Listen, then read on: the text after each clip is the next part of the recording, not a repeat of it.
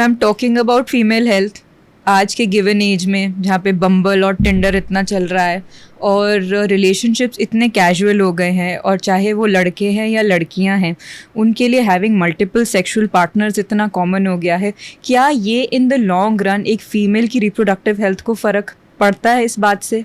Definitely. See, in my practice in the last 12 years, I've seen a sea change. Multiple partners होना आजकल बहुत common हो गया है, बट उससे actually a female is at a higher risk of infections, subsequent infertility, even sometimes life threatening infections. So I think, and इसका जो mental और psychological aspect है, because see, every relationship is going to take out something from you. So we have to be very careful कि हम कहाँ अपने आप को दे रहे हैं, हम अपने आप को कहाँ खर्च कर रहे हैं, किसके ऊपर खर्च कर रहे हैं.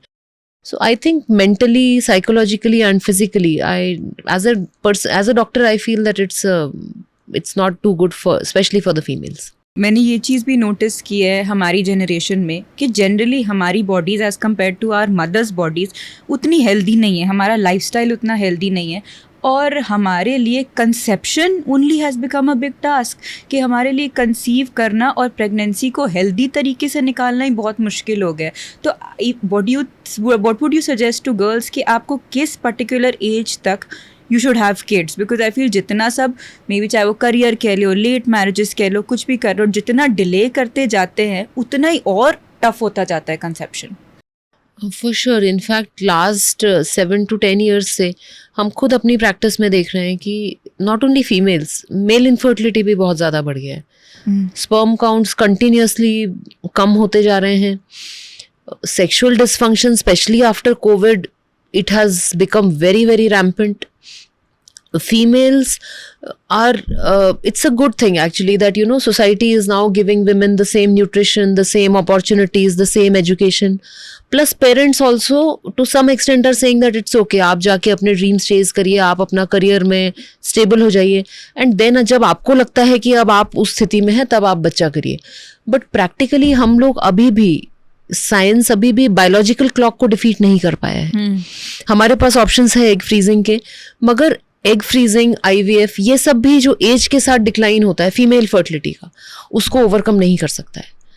तो कहीं ना कहीं men and women, when it comes to fertility, they are built different. So a woman is going to lose most of her good eggs almost 13 years before she hits menopause. So imagine if somebody was to hit menopause at 50, they've lost most of their good eggs at 37. Now, if a woman was to hit menopause at 45, which does happen, she's lost most of her good eggs by what age?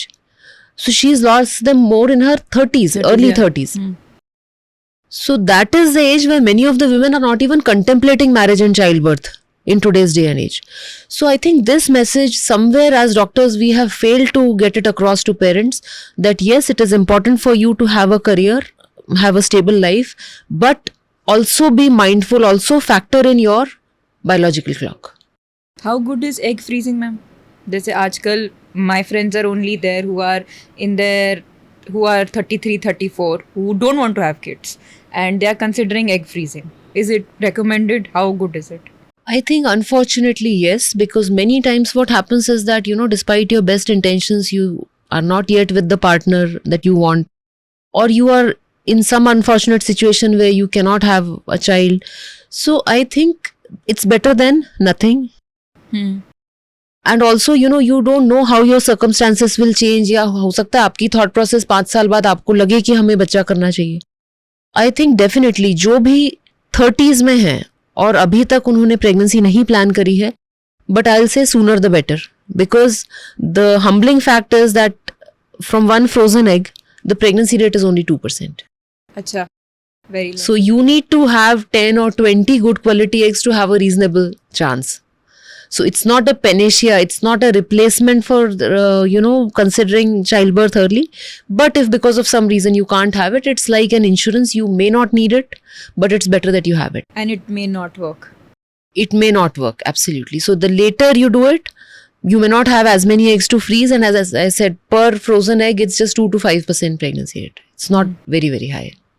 तो is there a way to predict, मतलब हम क्या predict कर सकते हैं menopause किस lady का किस एज पे होगा? Yes, so see, the median age of menopause for Indian women is 51 years, but there's a very big range. So 1% of the women will actually hit menopause before 40. So now we have certain blood tests which can predict how soon the lady is going to hit menopause, and I think this test should be done more frequently, especially in women who have menstrual issues. And किस as पे eggs freeze कर लेने चाहिए and क्या probability है कि वो successful रहेगा जब आप फ्यूचर में? जैसा मैंने कहा Alok, the sooner the better, because अगर आपके पास ज़्यादा एग्स हैं, सपोज आपके 20 एग्स फ्रोजन है, तो आपके चांसेस सीधे 40 to 70% हो गए कंसीव होने के. अगर आपके एग्स ही 5-6 मिले हैं तो your chances are just 10%. It's better than nothing. But I think if you anticipate that for the next 3 or 4 years I may not be able to bear a child, then it's best that you freeze.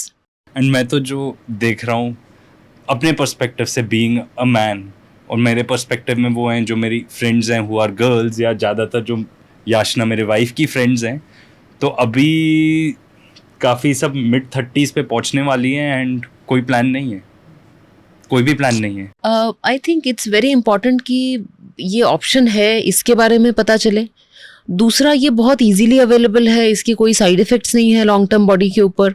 और हम ये नहीं सोचें 100% life में कुछ नहीं होता है, but even if you get a 40-50% chance, I think it is definitely worth it.